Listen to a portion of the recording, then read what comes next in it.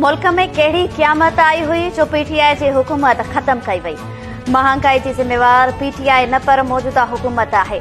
मुंहिंजी हुकूमत मुद्दो पूरो करे हां त हर शइ जा ज़िम्मेवार हुजूं हां।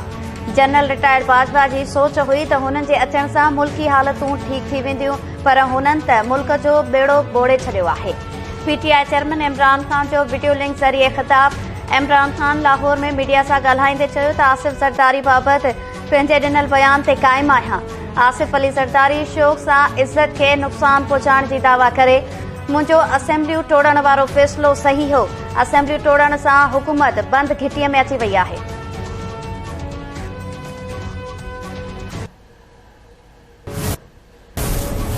पीटीआई का 10 साल कि ये हमारे पास फंड्स नहीं है, इससे बड़ी मैं समझता हूँ कि और यानी हकायक को मस्क करने की और कोई कोशिश नहीं हो सकती। सवाल ये पैदा होता है कि इनको कौन वापस लेके आया, ये दोबारा किस तरह ये पाकिस्तान का अमन खराब हो गया, किस तरह केपी दोबारा दहशतगर्दों के हाथ में चला गया।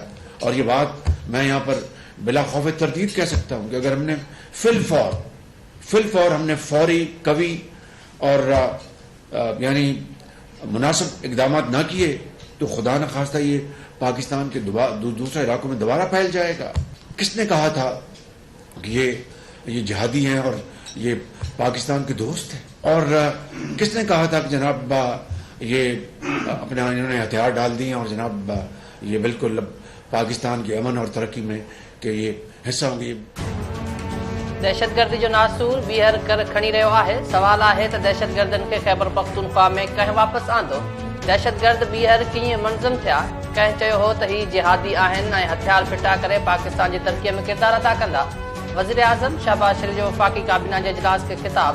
वज़ीर आज़म चयो त 10 सालनि ताईं केपीके में पीटीआई जी हुकूमत हुई। सूबे खे दहशतगर्दी जे ख़ात्मे लाइ 417 अरब रुपया ॾिना विया। इहा रक़म किथे ख़र्च थी? सख़्तीअ सां क़दम न खयां विया त दहशतगर्दी जी लहर ॿीहर मुल्क जे कुंड कुड़छ ताईं पखिड़िजी सघिजे थी। इमरान ख़ान ऐं संदसि टोले मुल्क खे तबाह कयो। हुकूमत मींदे ॾिसी IMF सां मुआहिदो ख़त्म करे मुल्क खे देवाले निकिरण जी कंधीअ ते पहुचायो। असां ॾुखिया फ़ैसिला करे मुल्क खे श्रीलंका बणिजण खां बचाए वरितो आहे। नून लीग जी चीफ ऑर्गेनाइज़र मरियम नवाज़ बहावलपुर में वर्कर्स कन्वेंशन खे ख़िताब कंदे चयो त नवाज़ शरीफ़ ऑपरेशन्स करे दहशतगर्दी ख़त्म करे मुल्क में अमन अमान क़ाइम कयो। इमरान न्यासी सज़ाऊं आयल दहशतगर्दनि खे आज़ाद करे छॾियो। हिन दहशतगर्दनि खे अफ़गानिस्तान मां घुराए मुल्क में दहशतगर्दीअ खे हथी ॾिनी। मुंहिंजे उहिदे बाबति अफ़वाहूं हली रहियूं आहिनि। मां उहिदे जी मोहताज न आहियां। अवाम जी मोहबत ई सभु कुझु आहे।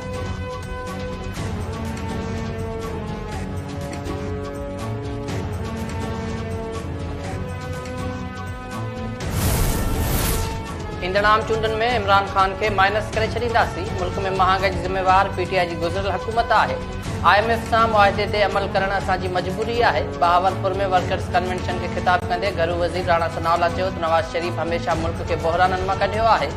नवाज़ शरीफ़ खे साज़िश तहत इक़्तिदार मां कढियो वियो। आम चूंडनि में मुल्क लाइ नासूर बणियल इमरान ख़ान खे हमेशह लाइ माइनस कयो वेंदो।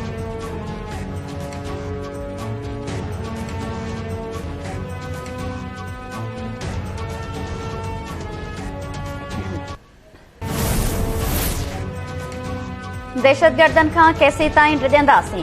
चयो वञे थो दहशतगर्दनि खे फलाणे शइ ॾेई छॾी। दहशतगर्दनि सां ॻाल्हियूं करियो। उन जे विच में रियासत ऐं रियासत जी अमलदारी किथे आहे? सुप्रीम कोर्ट जे जस्टिस काज़ी फ़ाइज़ ईसा हिकु केस जी ॿुधणी दौरान पेशावर सान्हे बाबति रिमार्क्स ॾींदे चयो त अॼु दहशतगर्द 2 माण्हू मारनि था, सुभाणे 5 मारे छॾींदा। ख़बर नाहे असां कहिड़े मुआशिरे में रहूं था। हिकु जज दहशतगर्दी बाबति रिपोर्ट ॾिनी, उहा रद्दीअ जी टोकरी में उछलाई वई। हिकु जज खे मारियो वियो, कंहिंखे परवाह नाहे।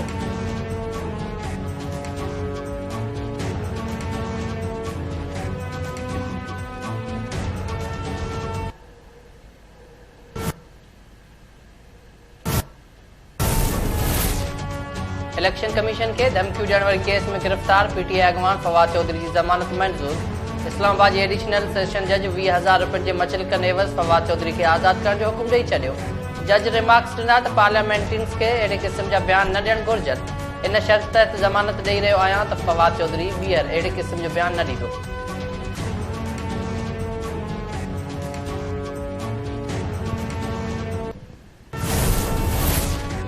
मरियम नवाज के पार्टी जो चीफ ऑर्गेनाइजर मुकर्रर करण ते नून लीग में इख्तलाफ। शाहिद खाकान अब्बासी नून लीग के सीनियर नायब सदारत तां इस्तीफ़ा ॾेई छॾी। शाहिद खाकान अब्बासी जो चवण आहे त 3 साल अॻु नवाज शरीफ ते वाज़े करे छॾियो हो त मरियम नवाज खे सीनियर उहिदो ॾिनो वियो आहे। पार्टी में रहण ॾुखियो थी वेंदो। जनरल बाजवा खे टियों भेरो मुलाज़मत में वाध ॾियण लाइ मुंहिंजे पारां लॉबिंग वारनि इल्ज़ामनि में सदाकत न आहे। मरियम नवाज जे तर्जुमान मोहम्मद ज़ुबैर शाहिद खाकान जी इस्तीफ़ा जी तस्दीक करे छॾी।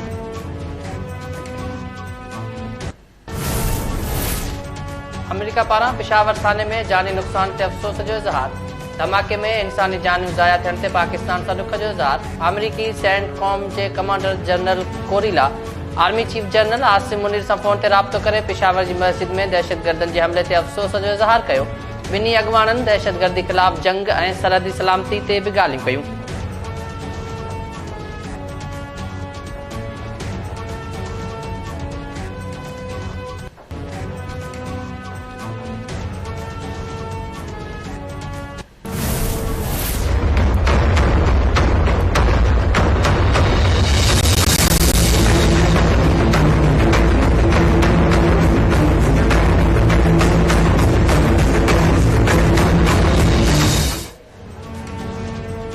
पेट्रोल ऐं डीज़ल महांगो करण खां पोइ IMF जे मुतालबे ते अवाम मथां बिजली बम्ब किराइण जूं तयारियूं।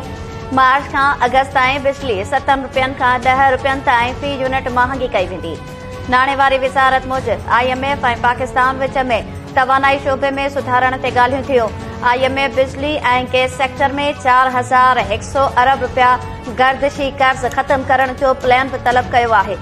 मार्च में बिजली 3 रुपया फी यूनिट, मई में 70 पैसा महांगी थींदी। हुकूमत पारां 100 यूनिट्स बदिरां 300 यूनिट्स ताईं बिजली इस्तेमाल कंदड़ सार्फिन खे रिलीफ ॾियण जी तजवीज़।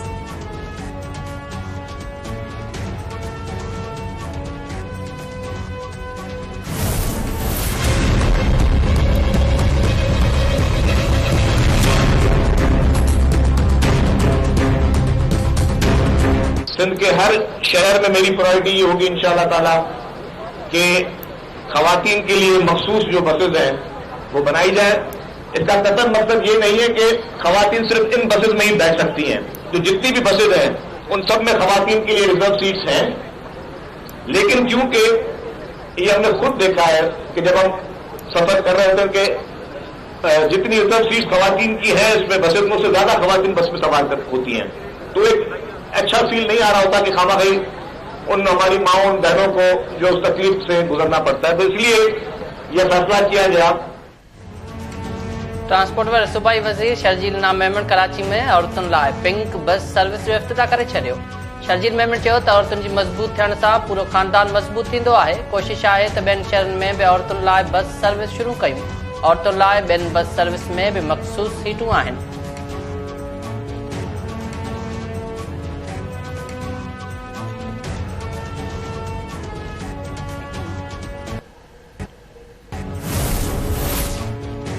पंजाब पुलिस जो अॻूणे वॾे वज़ीर चौधरी परवेज़ इलाही जे गुजरात वारे घर ते छापो। कमरनि जी तलाशी वरिती वई। मुलाज़मनि खां बि पुछा ॻाछा। पुलिस मूजिबि छापो चौधरी वजाहत हुसैन जी गिरफ़्तारी लाइ हयो वियो। चौधरी परवेज़ इलाही छापे खे इंतज़ामी कार्रवाई करार ॾींदे कानूनी कार्रवाईअ जो ऐलान कयो आहे। मुनिस इलाही चयो आहे त पुलिस बिना वारंट जे घर ते चढ़ाई कई। पुलिस जूं 25 गाॾियूं सम्झ में अचनि थियूं। कार्रवाई दौरान पुलिस सां गॾु 2 वीगो गाॾियूं छा करे रहियूं हुयूं।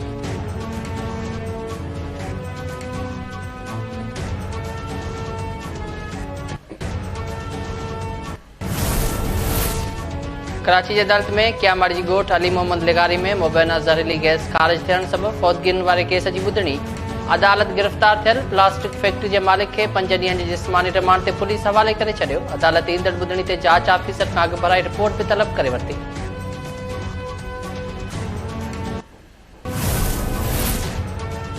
कराची जे पाक कॉलोनी में बड़ा बोर्ड वटि गाॾी ते firing. Builder Mohammad Lakhani driver समेत ज़ख़्मी। पुलिस मूजिब मोटरसाइकिल सवार हथियारबंदनि गाड़ी ते फायरिंग कई। ज़ख़्मी मोहम्मद लाखाणी ऐं संदसि ड्राइवर खे अस्पताल मुंतक़िल कयो वियो। वॾे वज़ीर मुराद अली शाह वाक़े जो नोटिस वठंदे IG सिंध खां रिपोर्ट तलब करे वरिती। मेरापुर जे वार्ड नंबर 1 में नौजवान बेदर्दी सां क़तल गलो कपियल लाश हथ।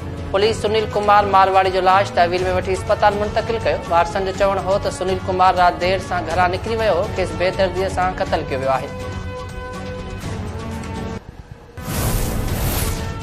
मुल्क में गाटे तोड़ महांगाई ख़िलाफ़ सिंध जे मुख़्तलिफ़ शहरनि में एहतजाज। समारोह में अटो महांगो थियण ख़िलाफ़ बोरियतुनि गाह खाई अनोखो एहतजाज कयो।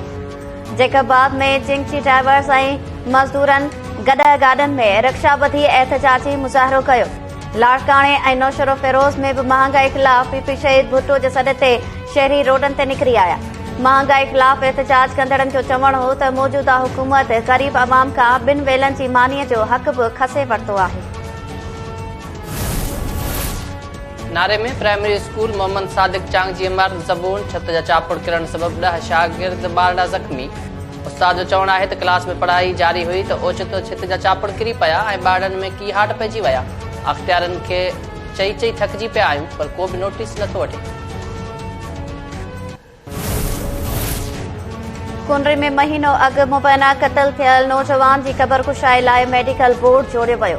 मक़तूल लालू कच्छी जे केस में नामज़द जवाबदार धुर जी दरख़्वास्त ते DG हेल्थ पारां क़बरकुशाई ऐं पोस्टमार्टम लाइ मेडिकल बोर्ड क़ाइम। मेडिकल टीम सुभाणे कोट गुलाम मोहम्मद भरिसां ॻोठ अशफाक भट्टी में मजिस्ट्रेट जी निगरानी में क़बरकुशाई करे लाश जा जुज़ा वठी लेबोरेटरी माणींदी। नौजवान लालू कच्छी खे क़तल करण जो केस नबीसर रोड थाणे ते पुलिस एहलकार उबैदुल्ला कोसो समेत 4 ॼणनि ते दाख़िल कयो वियो हो।